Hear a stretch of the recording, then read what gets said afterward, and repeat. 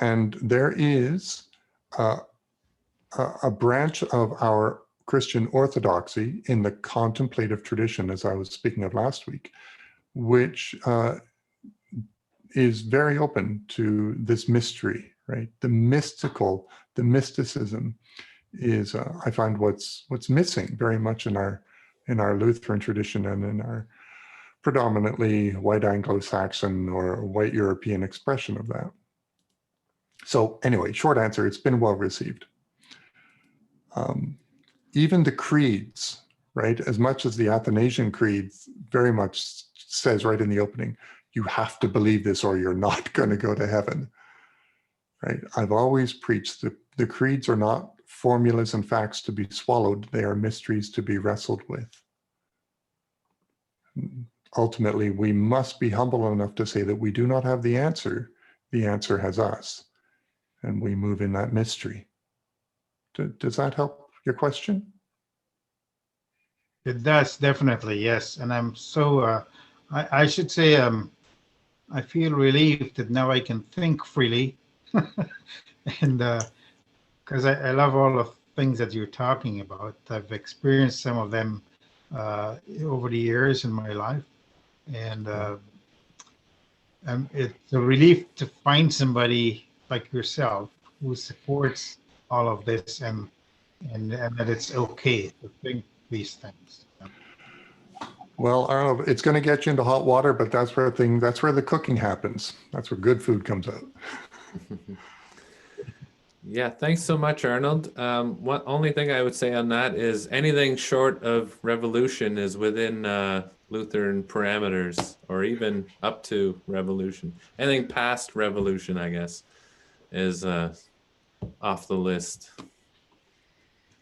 Wonderful. Thank you. So sin boldly, as they say.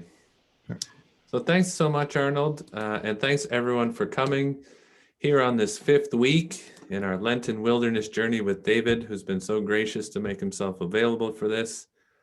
Thanks, David, and thanks to everyone who keeps coming to this. This has been a really, really great response to this series. So I hope that you found it nourishing and life-giving as I have. And I think David's really going to stretch us out here again here in this final session. So without further ado, let's begin with a prayer, shall we?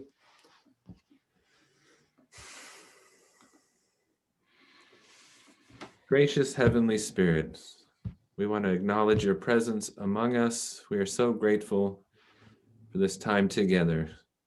We ask that you continue to be with us, as we know you will, as we explore questions of our faith and our very identity, the very fabric of our being.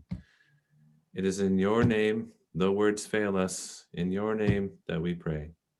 Amen. Over to you, David. Thank you. Thank you, Ronnie. And thank you again to everyone. Look, we have almost 90 people once again, which is so affirming that this material is resonating with you, that it's inspiring you, that it's maybe making you a little uncomfortable and pushing your ideas. The Lutheran Church is always in reformation, right? The Christian faith, all faith traditions must never stand still. To do so is to die. We must never reduce our faith to facts and laws and rules. It is a living relationship with the ultimate mystery. And so the material I've been presenting over these weeks is a bit of how I have been engaging with that mystery and what I have discovered. And I'm just so grateful that you all are online once again for this final session, which is on crisis and resurrection. This is the heavy one that I continue to learn from my patients every day about this, how crisis can be fuel for awakening the soul, for working wisely with the mind, with having a sense of humor with the self, with the ego. Over the past few weeks, right, we have been looking at that interface, that interplay of ego and spirit. We've been looking at rituals to help you resonate your ego or your consciousness with love. We've looked at the mystery of the energetic anatomy. We've looked at redemption, right? And that whole message of hope in the Christian faith. And today, I want to be honest with how the hope we proclaim is made possible only by the event we dread, which is death. Ultimately, it is death. And I have continually been inspired by ordinary people who approach that ultimate crisis and discover that they are wired with the wisdom to do it. But that wisdom, that ability, that presence cannot surface through the mind. It cannot be controlled by our thoughts. This comes from a deep, deep place in the soul that is laterally engaged, that is not logically employed. It's too big for the brain. It's too big for the words. It's too big for you to think it through. When you go into a crisis, and here we are in the pandemic, right? Anxieties are high. When you go into a crisis, that primal fight or flight mechanism is wired into us over, hundreds of thousands of years, and it kicks in. The sympathetic nervous system cranks on, and you go into survival mode, defense mode, protect mode. This happens when we get into an argument. This happens when we get into a crisis. And this happens when we get into our imagination, imagining how we will suffer and eventually die. Often, the imagination is more painful than the reality. And as astonishing as it is to say, that can be the case even as we die. If you were to imagine your death, like most people, you may say, well, I hope I fall asleep here. It happens in the night and I wake up on whatever is waiting for me. But when you're going through cancer, the experience is much more frightening, the imagination, and it awakens preparatory grief. We cannot talk about crisis and resurrection and this hope without also talking about grief. Grief is a noble quality of the human soul. Only an evolved consciousness is able to grieve, which does not limit it to the human species. Many species grieve. But if we stick to our own kind, we have to acknowledge that grief is the price we pay for love. You might say grief is the price we pay for attachment, but I want to say love. It's the price we pay for love. And when someone you love dies, there is a hole in the world, because there is a hole in your consciousness. We are who we are through our relationships. So you have lost a part of you when you've lost someone. And even with great faith that they have been transformed into wonder and continue in what we call, the afterlife, there's still that hole in your world, because you are left here plodding along in the 0.004%, right, of the universe, which is material, visible matter that we can touch and feel and experience as our bodies and our life. Grief is something sacred. One of my favorite passages in the Bible is the shortest passage. Jesus wept. It appears in a story where he goes to the grave of a friend of his. Ironically, he was told this guy's dying, Lazarus. He was told, he was encouraged, he was goaded to go to the grave, to the home, because they trusted his power would heal his friend. And yet he didn't go. He was detained by the ministry of his life. And when he did show up, the guy was dead and buried. And I love how it just says he wept. He went to the grave and he stood there and he bawled his eyes out. so I can too, right? And you can too. And when you're with one that you love and they've passed, your tears anoint them as much as any sacred oil, right? Can you give yourself to that vulnerability and that beauty of your humanity? That is a necessary experience in order to reach the resurrection. Lent is that wilderness journey where the ego and all that we thought we were in the world is falling apart, and we are left only with the raw material of sacred consciousness, relying upon the divine within us, awakening to that. This is profound and difficult. I struggle with it too. I bumble along in my days, as ridiculous as ever, but it only takes me a moment to follow the wise four-letter word stop, right?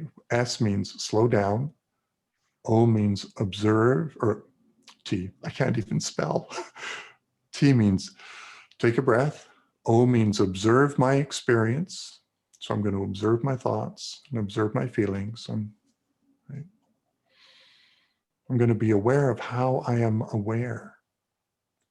And then I can proceed, right? Observing your thoughts is the quickest way to stop them having control over you. You're not trying to calm and stop your thinking. You're just stepping back and observing it, watching your thoughts go by. It's a very helpful exercise, which we are going to do in a little bit. But first, I want to talk about how that grief was entwined with hope for a family I supported. This young man was dying. He had wanted to speak to me because of the book and some interviews, but I was traveling and I couldn't get to him. Jason was unconscious when I returned and finally arrived at the hospital where I met his parents. And in the hallway was a huge group of his friends from university. This was, of course, pre-COVID days. And I sat and I talked with the parents who were divorced but amicable. And I just said, tell me about Jason. Why do you want me to come talk with him? So they explained, and they talked about what a beautiful, really inspiring guy this was. And the conversation got to some of the material in the book about near-death experiences and the hope to come. And I paused and I looked at them and I said, so has Jason said anything, or has anything interesting happened in the past few days? And his mom said, I was so surprised. I sat with him, I was sitting with him last night, and he started saying, Jennifer, Jennifer.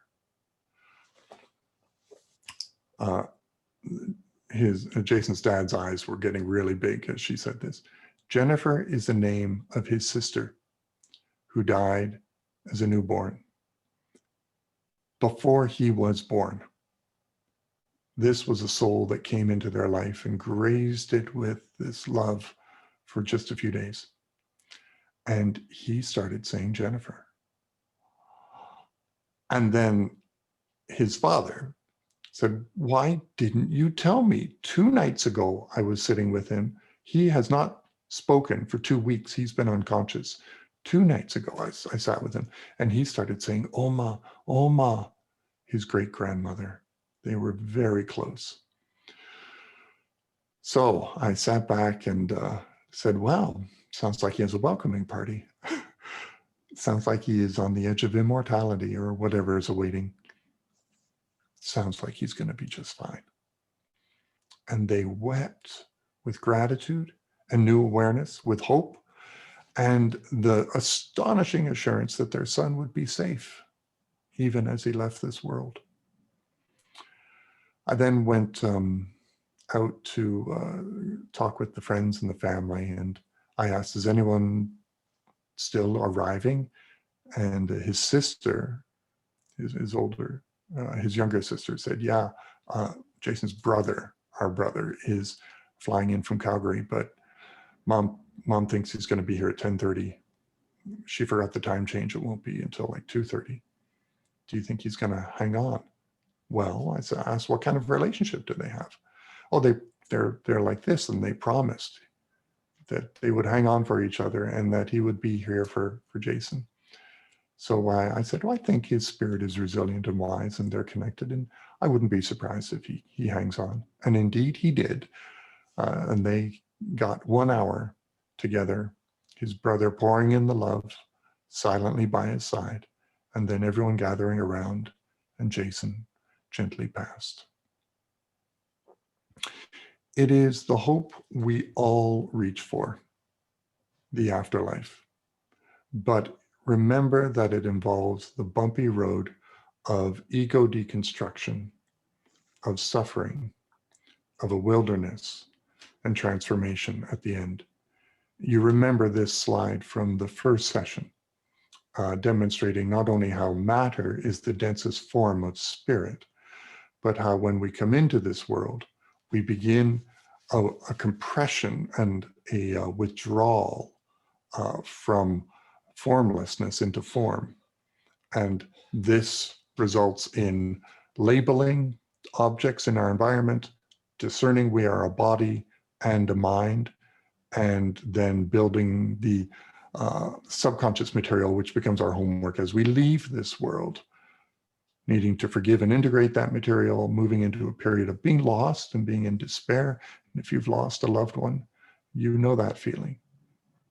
And then astonishingly at the end, encountering peace. Ego deconstruction. I want to emphasize, especially in this last session, that ego is not something bad. It is something essential to the human journey. And our resurrection requires an integration of all of that ego material. Meditation is a process of ego deconstruction in which you observe your thoughts and your feelings, right? It is in that you discern and experience the difference between being, David, the pastor, the speaker, right? Which is part of the role my identity plays, and then the other mysterious part that is able to observe it. Ego is not something to be destroyed or annihilated or vanquished, right? That's a misunderstanding of ego. Human beings, I'm reading some notes here, human beings evolved to have an ego for very good reasons. The ego is a powerful and useful thing in life. Having no ego would be pathological in an adult human. Right? It is from an ego that we are able to honor and admire and appreciate the differences between us. There would be no way for you to successfully navigate life, to do anything useful or help anyone in any way. It would be a tragedy to destroy your ego.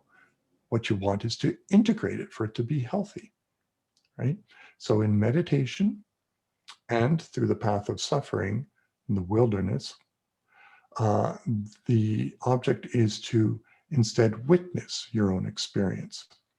So if there's anything to get rid of, it is the sense of identification with the ego. We do not need to believe everything we think. We do not need to be controlled by everything we feel. One of the best things is for you to have a sense of humor about your monkey mind and all of the thoughts that keep bouncing around and all of the ways in which you exercise your power, your community, your esteem, right? All those aspects that Jesus was tempted to exercise, manipulate the environment, test God's love, bow down to power, right? Enjoy that rush. Spirit calls us to a path of humility, graciousness, meekness, service. They don't sound so powerful, but ultimately they are eternal. So the ego that I think is me and can be in perfect working condition, right? I want to help it be healthy. But also to understand at a deep level that that is not who I am. That alone is great enlightenment. It's only going to hold for about 5 seconds. And then your mind is going to interrupt you. Such is the path. So I do want to talk about some aspects of near-death experiences and resurrection. But first, I would like us to practice a meditation. And this is called vipassana. Vipassana. It is a word that really means to see through or to be the witness. So in this meditation, I'm going to guide you in it, and I want you all to participate. We're going to practice being a witness to our own experience. So if you're sitting comfortably, I ask you to close your eyes. Now just feel your body supported by your chair.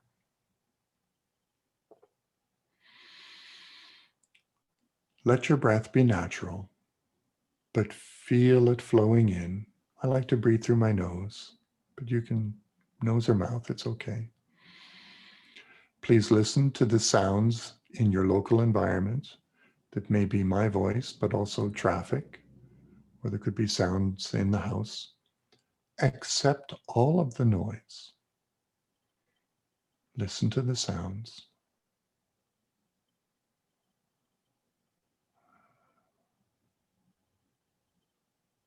Feel your body. Right? Feel the weight of it upon the chair, the seat. Feel your feet wrapped in socks, perhaps, or resting on the floor. Feel any aches and pains that you have. Right? I have some in my shoulder. Don't make it better. Just listen to it and feel it.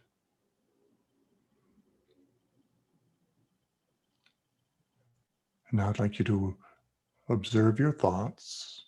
Notice how your thoughts are flowing.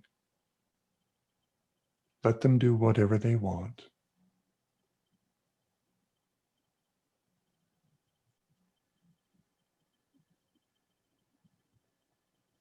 About every 5 seconds, you're going to have a thought. Just let it go. Watch it. It's very subtle. Now, if you can tune into your feelings, perhaps you feel curiosity, perhaps you feel hunger and would like some chocolate. And now that I've said that, perhaps you do. Be aware of your feeling happy, or perhaps you're feeling some sadness, whatever your situation, some anxiety. And now the meditation that we're tuned into, our body in our present moment, just silently repeat this in your mind. I have this body, but I am not this body. I have this body, but I am not this body.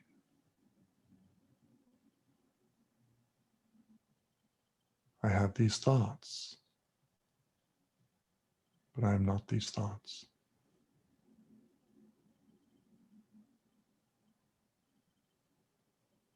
I have these feelings, but I am not these feelings.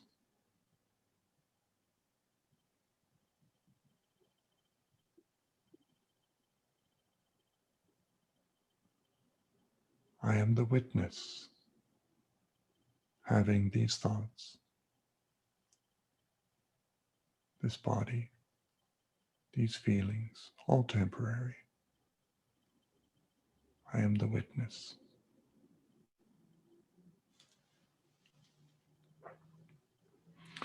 If you'd open your eyes now. So, a very brief example of a meditation that actually goes incredibly deep. Right? In the Christian tradition, this comes from the Buddhist tradition. In the Christian tradition, we do the same thing. Contemplative prayer, right, is I am, right, a child of God. Maranatha, come Spirit, come, right? Flow through me, through me. I am not who I think I am. Right? Contemplative prayer. It is the gateway to those mystical experiences, which are very common. There was a fantastic study done by Dr. Dean Radin. Really admire this man's work at the Institute of Noetic Sciences. I don't think I touched on this in the first presentation. Exceptional experiences was reported by scientists and engineers. They were wondering if mystical phenomenon, if altered states of consciousness, if spiritual resonance and states are real, right? Then how common are they? And do the most skeptical of people, scientists and engineers, ever have them? So we're talking about everything from, I thought of someone and they called and there was such a synchronicity, I just can't explain it, to something happened to my son and I knew it right away despite being separated by thousands of miles and I had to call him. Or somebody died that I'm close to and I knew it. I woke in the night. Or psychic phenomenon where you perceive the thoughts and feelings of others, or the presence of disembodied form, or the big ones, out-of-body experiences, near-death experiences. How frequently do you think the scientists and the engineers, who they thought would be the most skeptical, would have these? The result was shocking. 93% of them have had these experiences at some point in their life.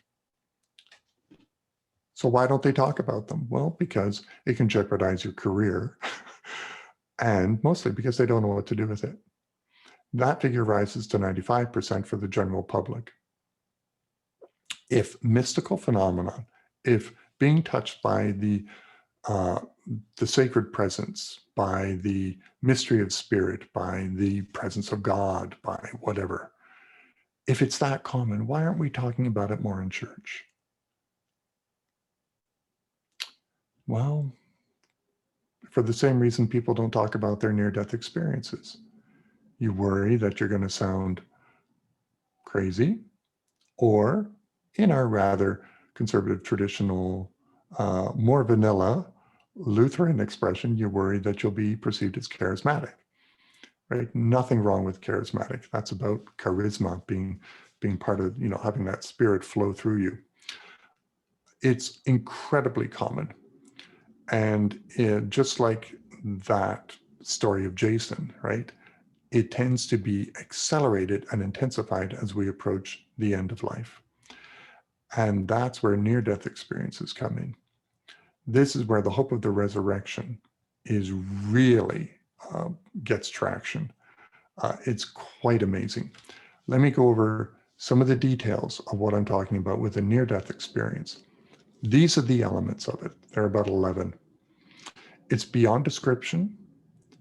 The person knows that they are no longer of this earth, they are dead, but it doesn't distress them. There predominantly tends to be peace and quiet.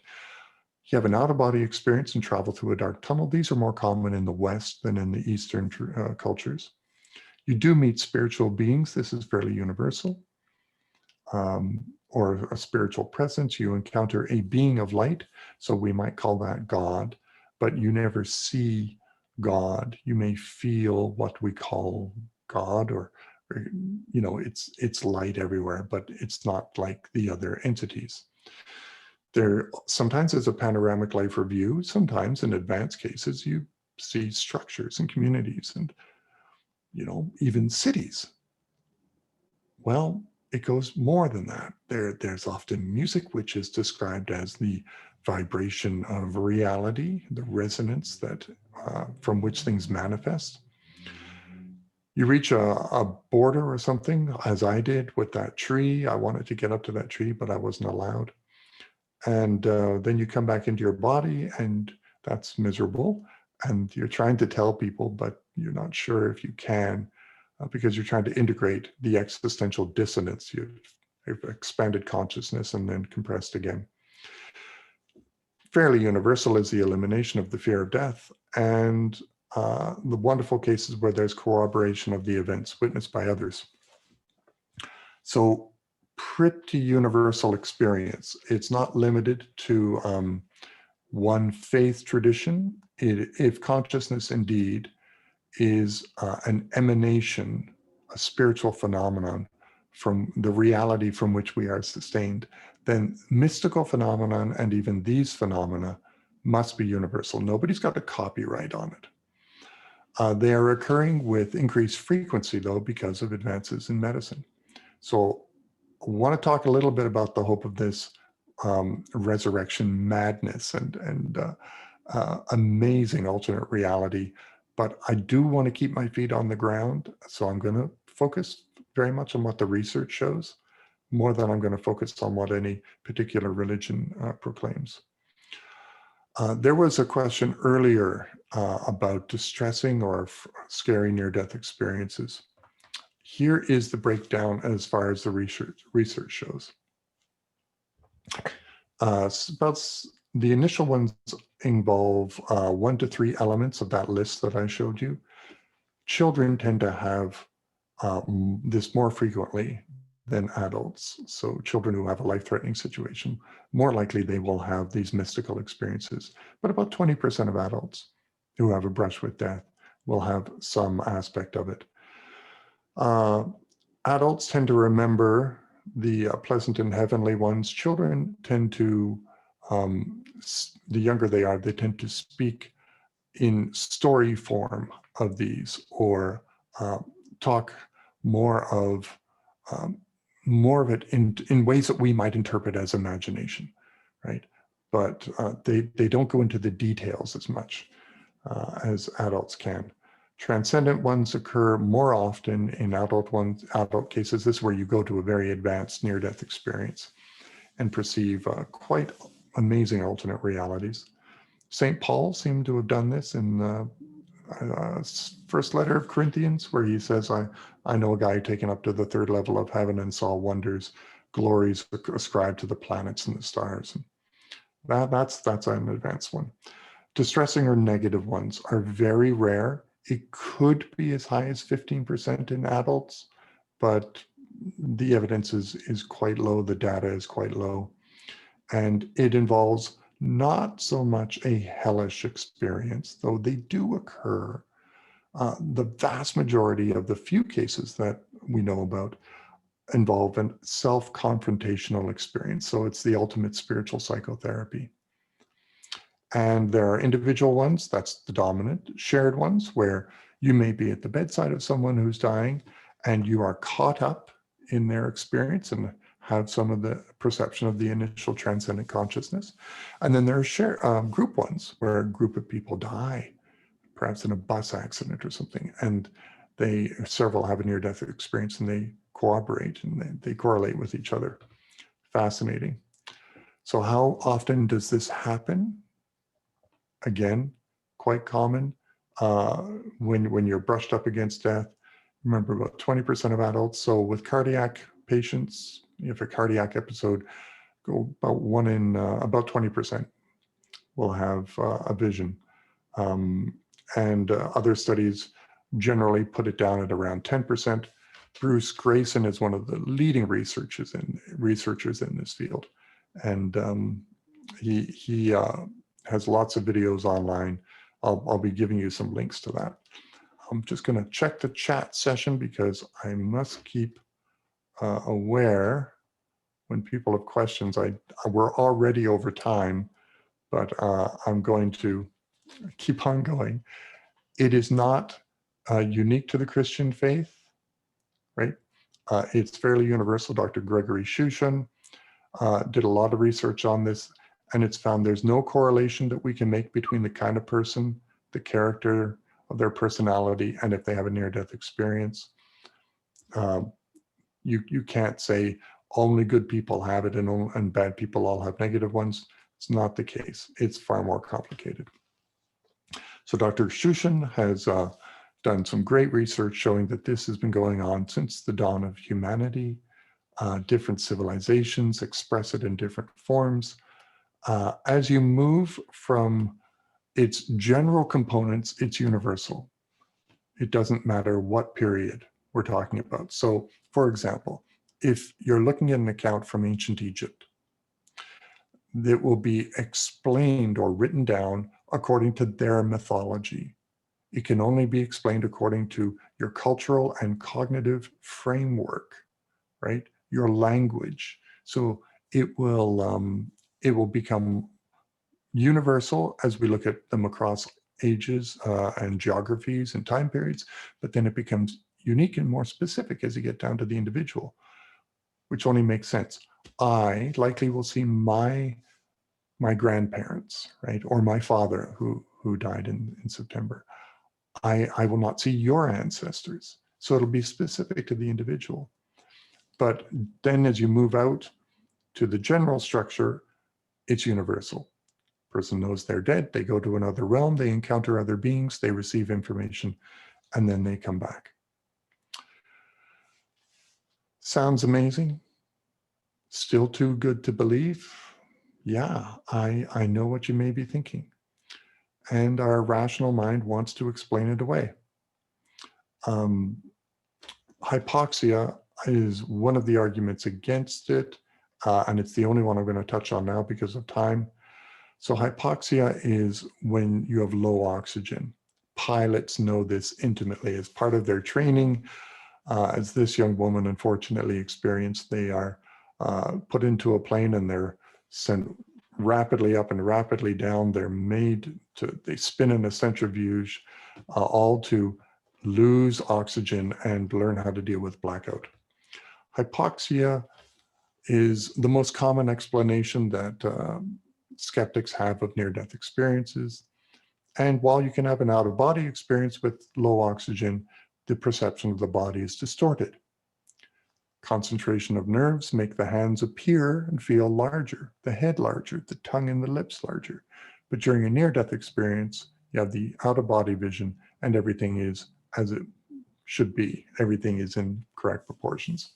Hypoxia also leads to a moment of heightened joy and euphoria, and then confusion and unconsciousness, compromised memory, inability to recall information. Near-death experiences result in heightened recall, and there are many cases of near-death experiences without hypoxia. So let me just lift up one case to you. Here's Pam Reynolds. Pam was a musician who had a brainstem aneurysm. So the only way to fix this was a radical operation called Operation Standstill. With the aneurysm deep in the brainstem, they put her unconscious. They stopped her heart. They stopped all brain functioning. They had put earphones in her ears, making 100 decibel clicking sounds. That was to make the brain register any perception and cognition, and that would show up on their instruments. So here she is in the operating room under full instrumentation. Her brain is dead, her heart is stopped. They've cooled her body and drained the blood from the brain and the upper torso. Then they graft an artery in from the leg and they put it deep down into where the aneurysm is. Then you warm her up, you put the blood back in, and you restart her. Astonishing technology. Pam reported that she blacked out, right? She was put to sleep, and then at some point she felt a pop and heard the drill. And she described the instrument drilling into her skull. She was watching the operation from over the shoulder of the surgeon.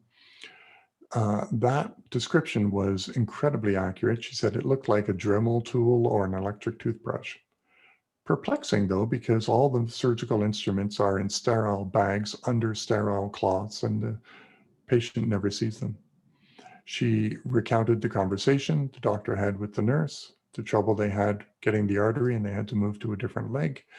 And then she was drawn to a light and went to a realm where she was reunited with her grandmother, very distinctive laugh, her uncle, who taught her how to play the guitar, and friends who had passed on. She received information about her life and was told, You can't stay here. You have to go back. You have kids. You have to help them grow in love. Like myself and many others, Pam protested. And she said, look, the kids will be fine. I've never been happier. I want to stay here. But her uncle brought her back to her body and told her to get in. And she said, no, I won't.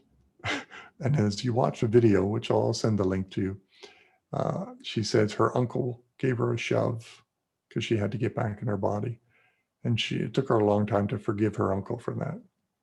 She continued to live on for many years, wondering what was this mystery that happened to her. But it's a great case under full instrumentation with no oxygen and no brain waves, and yet complex perception and excellent recounting of that information. A comment here that's very relevant has been posted. Sharon, right? You've said, is it true that someone in a coma knows we're with them? Can they hear us? Yeah, you are able to hook patients up to brain monitors, and especially if we're able to put them in a functional magnetic resonance imagery, which looks at the brain in active state. And indeed, your voice of love reaches that person. My husband was put into a coma for his last month of life and was never able to speak. Oh, well, Sharon, I really want to assure you that the evidence shows he heard your voice. His spirit resonated with your love. And yeah, you could reach him better than probably the doctors in their clinical, wonderfully professional, but clinical voice. Yeah. The details of that are beyond our ability to measure and ascertain, but the evidence of it is fascinating. The research shows it's really love connects consciousness, and it doesn't end. Let me come back a bit to near-death experiences. The benefits of having them are interesting. It's good for your skin. It gives you a bit of a glow. You look a bit younger. You have an increased sensitivity to light and sound, increased sensitivity to violence, to the noise of the world, decreased boredom, increased compassion. This is especially true in children. You heal more quickly, increased intelligence has been measured, you're more intuitively creative, increased sensitivity to medication. So if you need allergy meds or things like that, you may be able to decrease them. Lower blood pressure, more vivid dreams, synesthesia. It seems to have a rewiring. And that was the case with me. I didn't, it changed my sleep. I was awake many nights. It changed the texture of my days and how I engaged with them. All of it mystery. All of it, this was in 1988. I didn't understand near-death experiences. And the resurrection hope that I was trying to proclaim every Sunday actually remained fairly abstract compared to that transcendent state of expanded pan-dimensional consciousness that I touched upon and remained embedded in me to this day. So what do we do with all this? 2 takeaway lessons on the whole series can be summed up in these sentences: that reality is a projection of consciousness, and that love is the homework which evolves our consciousness, right? We are here to love. Remember, love is the highest state of consciousness, for God is love. So our goal here, our homework, our purpose, our life purpose, what a bold thing to say.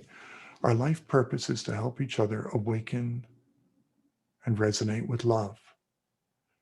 Each of us must do it in our own way, through our own story, with the people around us, with our own family, often the hardest people to work with, with our friends, right, with our community. And now during a pandemic, to awaken love in the whole world. Maybe this crisis can be fuel for transformation, to ignite compassion, respect, humility, compassion, care for each other. And that reality is a projection of consciousness. Remember how we explored that what you see is not what you get? that God as pure being is the reality, more real than this, from which our reality emanates and from which you are sustained. St. Paul put it this way: God is that through which we live and move and have our being. Do you want to learn more? I actually would invite you to turn on the TV. If you have Netflix, watch episode 1 of this series, Surviving Death. I know many of the researchers and many of the survivors featured in this. I have deep respect for them, especially Dr. Mary Neal, who is an orthopedic surgeon. She had a profound near-death experience during a kayaking trip in Chile. Beautiful documentary that includes her and Dr. Bruce Grayson. You will learn about this organization, the International Association for Near-Death Studies. You can go to their website, iands.org. I think that clergy should be experts in near-death experiences, in the phenomenon, because this is the hope we're talking about. So on this, you can look. I'm a member here. I'm a professional member. I have access to over 14,000 cases. Some go back to the 1800s. There are online support groups, right? You can go to their online groups and events. Some of them are free. All of them cost less than $10 or about $10. And I'm excited to say, as a member of that organization, we're forming a support group for clergy to help educate and inform and listen to the concerns, especially the doctrinal concerns that clergy may have.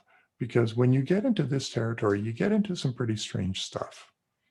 The mystery of consciousness, it's complicated. I really believe the afterlife is far more complicated than we could ever imagine. Our brains and vocabulary cannot articulate it. And for all of the wonder that I saw, it all boils down to this simple act of we are here to love, and in that we will shine and we will walk each other home.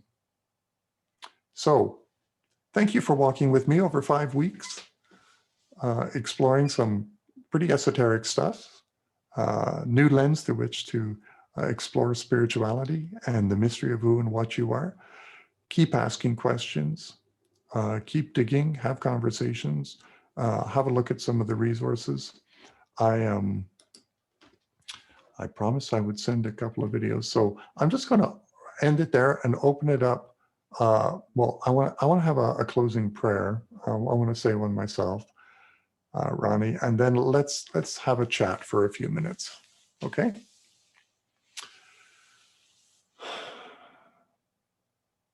Living mystery, source of life. You are beyond names, but you dwell within. Even addressing you as you is impoverished. Living love, flow through us. In whatever form, whatever words, whatever framework we have, let us end in silence and dwell there. For in that space, all becomes still, and we listen to the sacred ordinary moment from which we emanate. What wonder is this? Thank you. And that we continue. Thank you. Amen. Okay. Questions, comments, stories. And while we listen, I'm going to find some websites that I've alluded to and put them in the section, the comment section, so you can see them.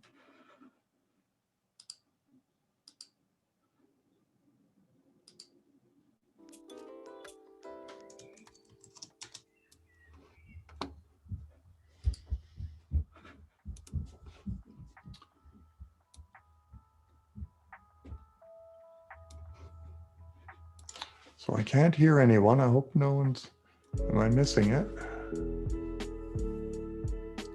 Oh, we got the music up again. Do you need more time?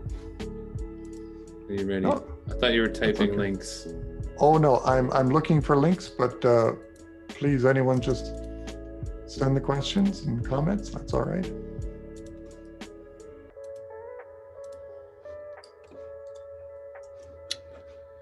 Once again, everyone, if you want to raise your hand at the bottom of your screen, you'll see a reactions tab. When you click on that, you'll see a raised hand, and that'll put you right up at the top so we can see you. Otherwise, you might get buried in one of the other pages. So that's your fast track to the top.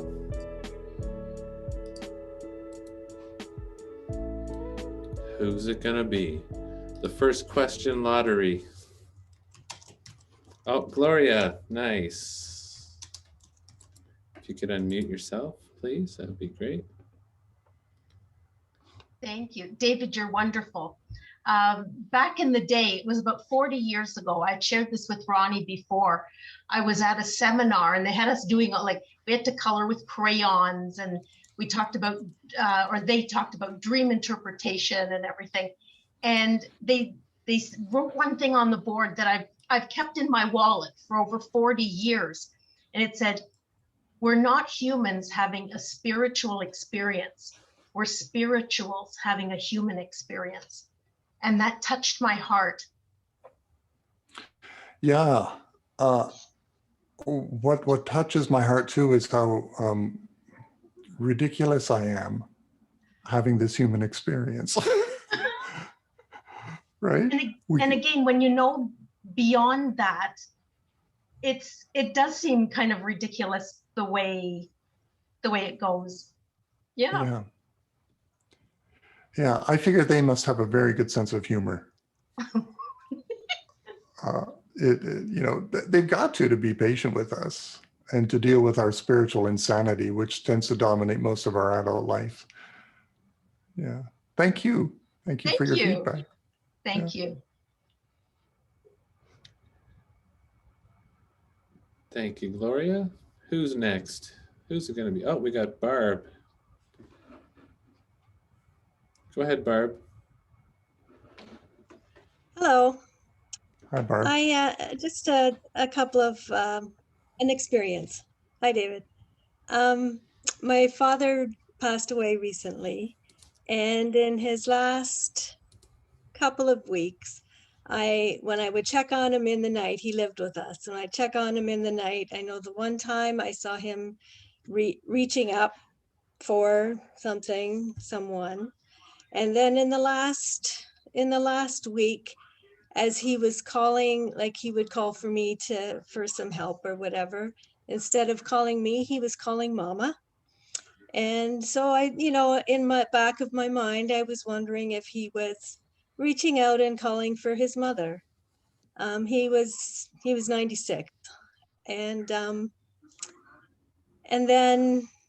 in his last moments, I was holding his hand and I just told him, his breathing had changed, and I just told him, just reach out, whoever's holding out their hand to you, just reach out and grab it and go with them. And it was like literally 3 breaths and he was gone. And although we were sad to see him go, we knew that's what he wanted. And I think that's what he did. He reached out and he grabbed someone's hand. Barb, my own father did that too. Back in September, as he died, he was 91. And he reached up, he looked up, joy on his face, and he said, "Come, come, come." And such a beautiful thing to witness. Mm-hmm. It was, and you don't know how you're going to react at the time, and it was almost like wow, it was like wow, he did it. I almost cheered him on. My ego stepped in, and I was so relieved that my father, who should have this experience, did have this experience. And And then I felt immediately the hubris of that, as if it was up to me or reflected on me. Aren't we ridiculous? Yes.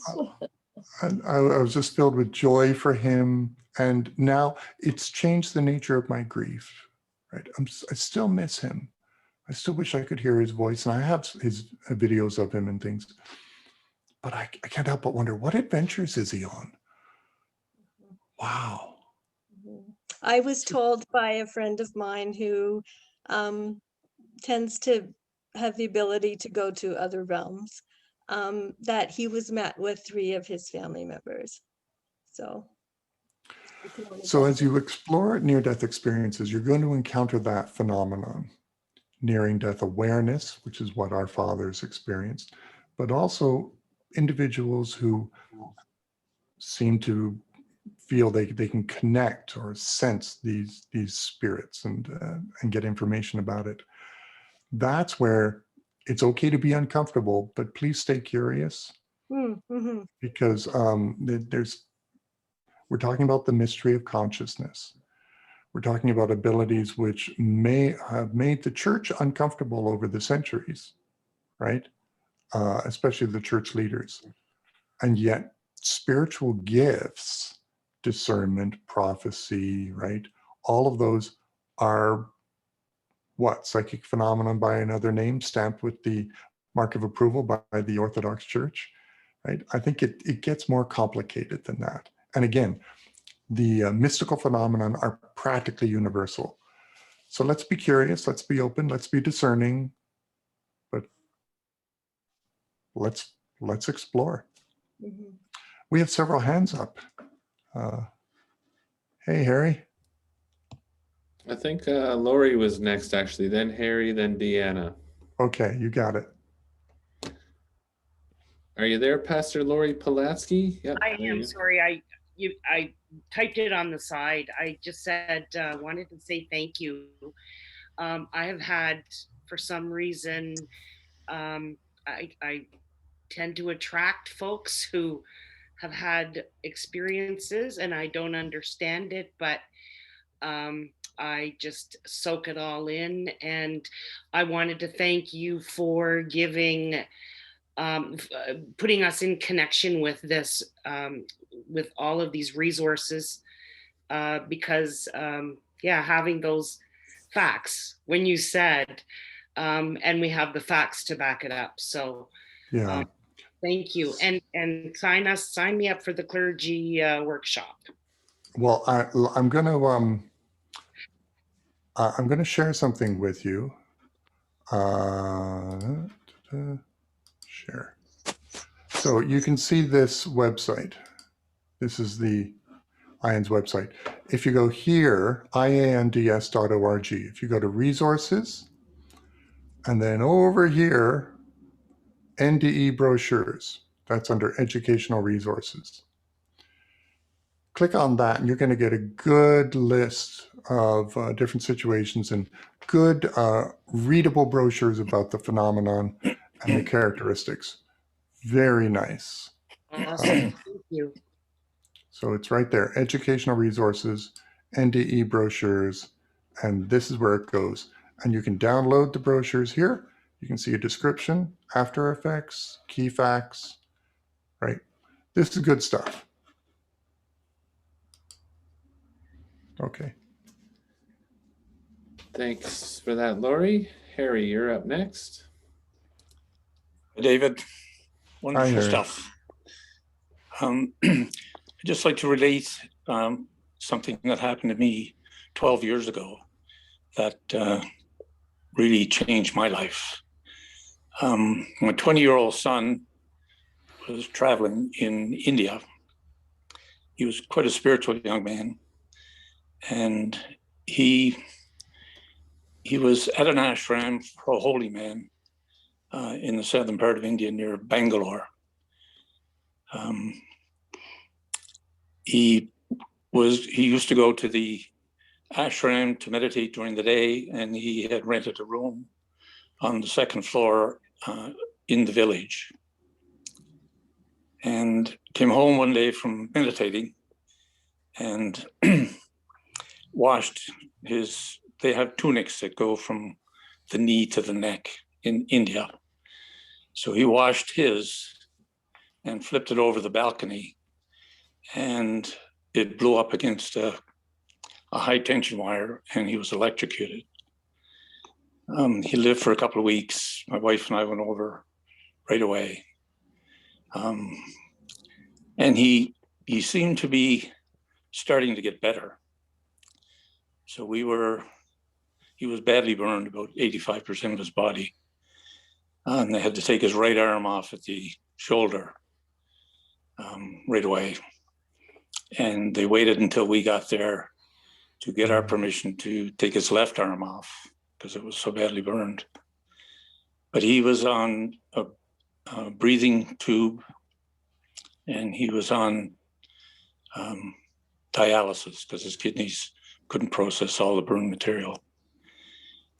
So, but after we were there for 3 or 4 days, he was able to breathe on his own, so they took the tube out.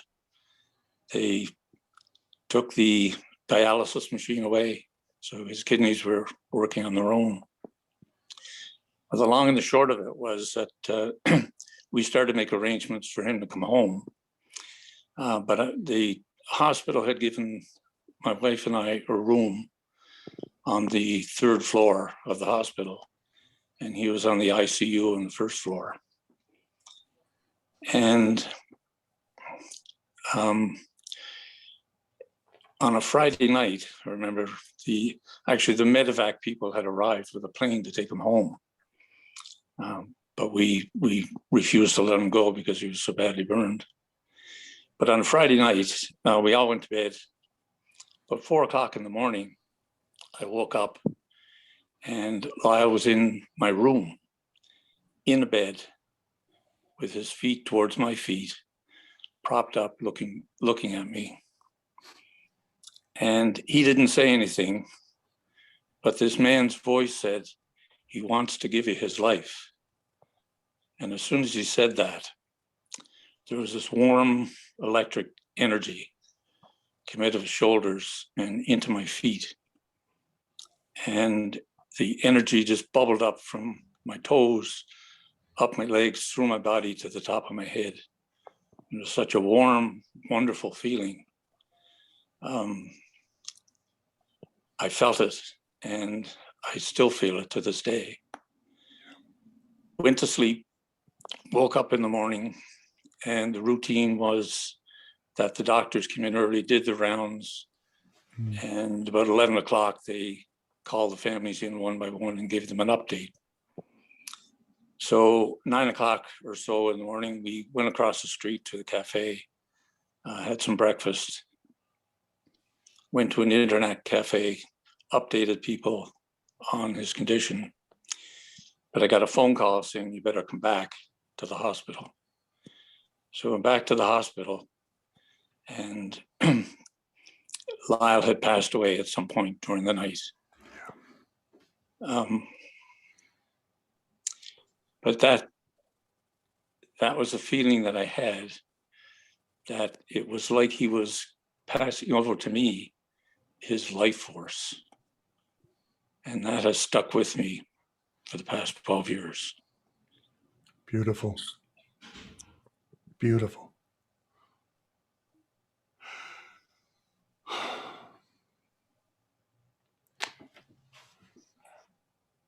And what can you say? The gift of that, the mystery that, you know, in the Bible it talks about faith, hope, and love. These 3 remain, but the greatest of these is love. So I'm convinced that love connects consciousness, and even death can't break that. We would really appreciate it if they were more obvious about that, right? But the road continues to be one in which we have to do our homework. And occasionally there's that touch of grace. Oh, Harry, you are filled with it. Thank you.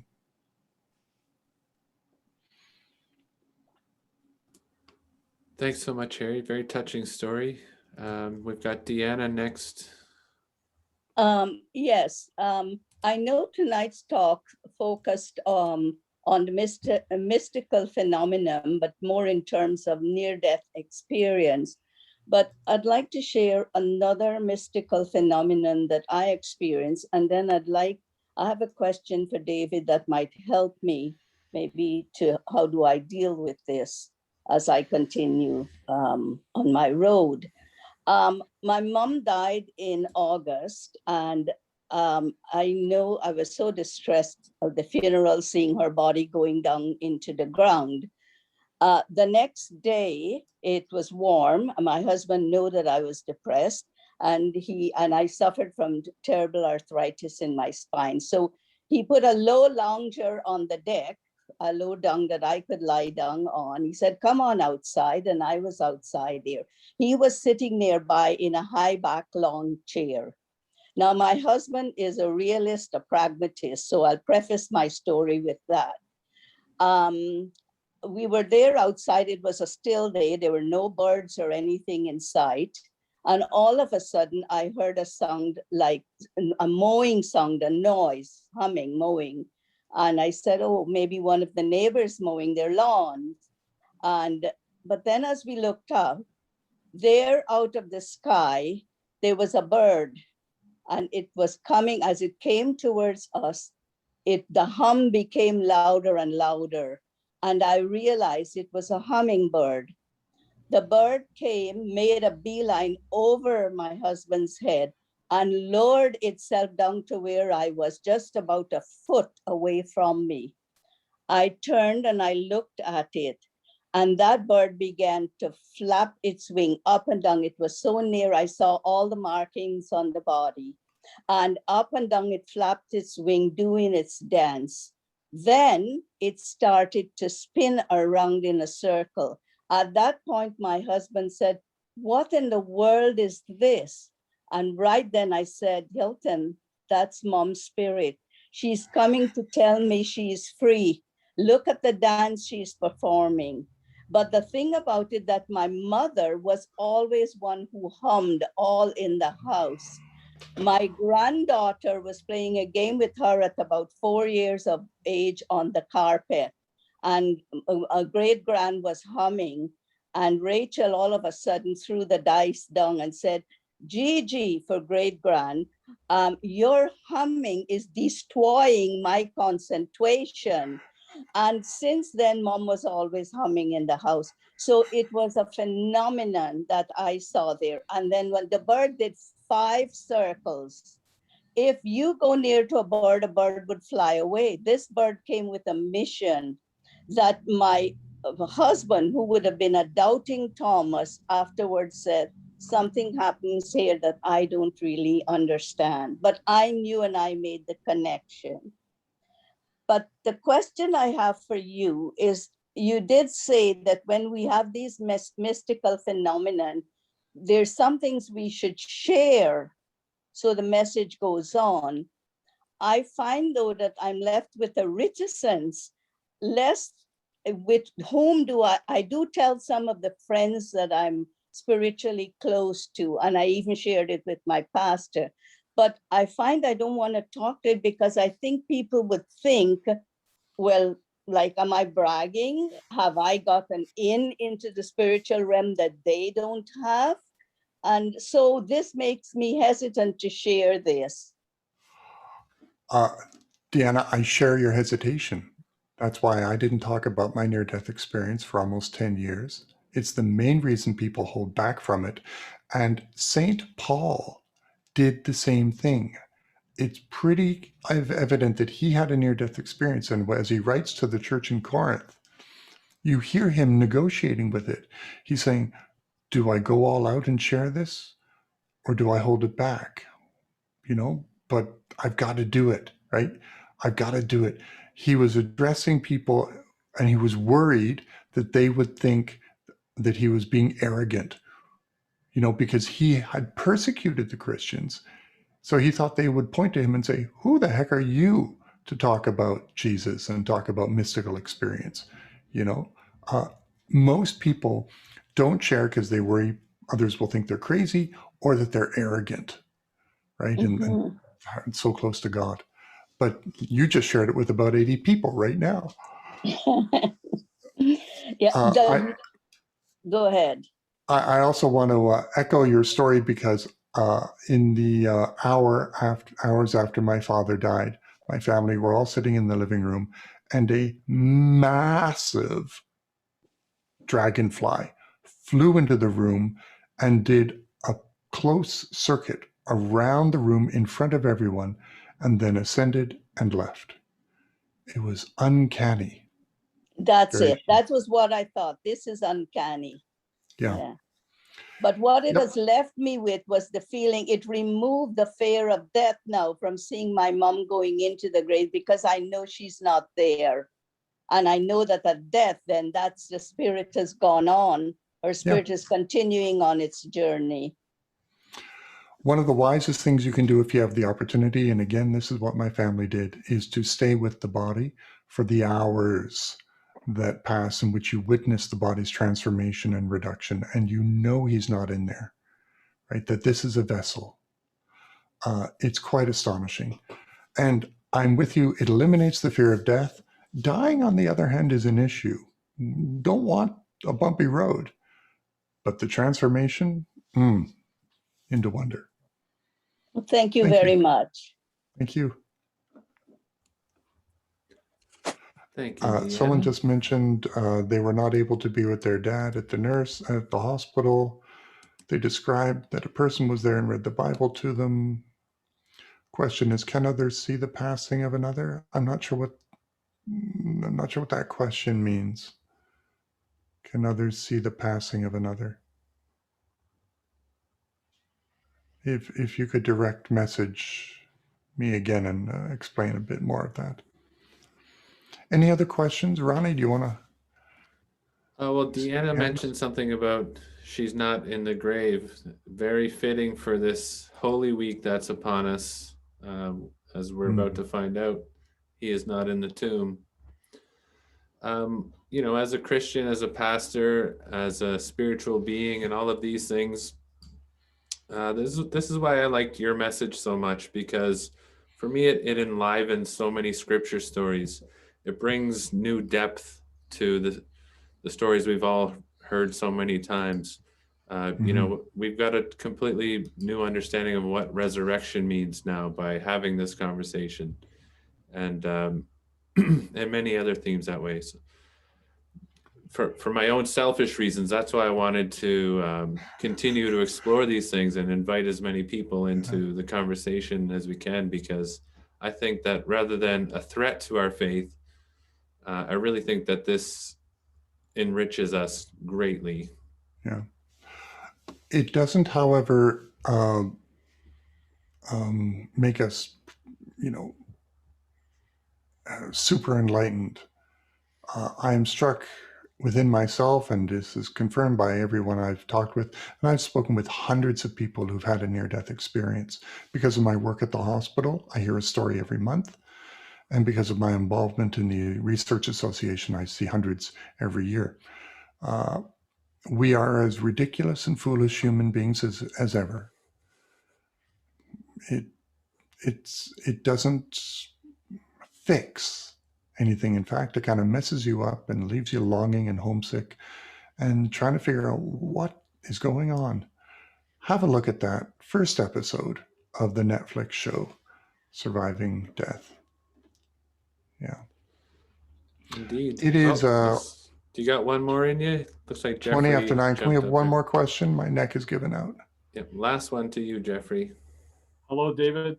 Hey, Jeff. Thank you for your lovely reflection. I so resonate with what you're talking about. And I shared a moment with my dad, and he had a stroke and he was suffering for a while.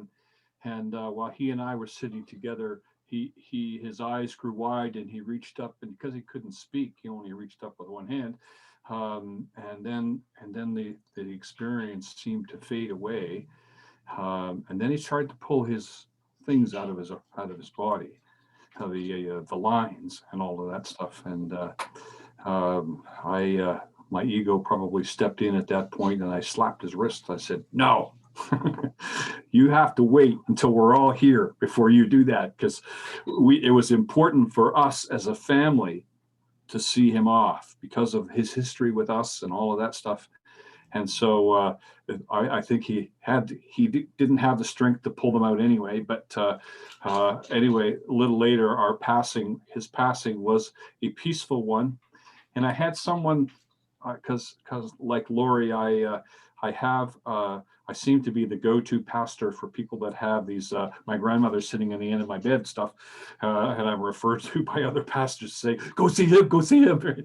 But someone came to me and said, and described to me that she had been talking to my dad, and then described this experience that he and I shared. So it's a wonderful world, and I courageously admire the people that want to share it with me, and I often give permission for that. And it's wonderful to be taken on a ride to see it through their eyes, because I've not had one yet, and I'm not necessarily rushing to have one, a near-death experience, but to be able to see it through someone's eyes unfolds the mystery in so many ways, and it's so wonderful.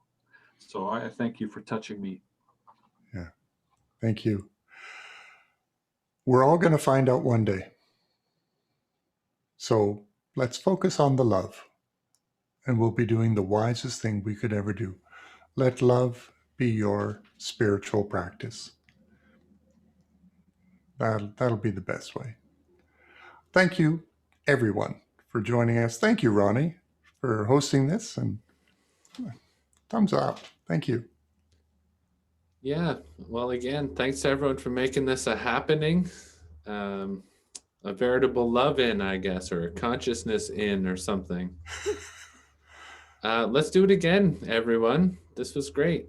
And David, you're so gracious and gentle and intelligent. We've all really been enriched by you sharing your story and your experience with us.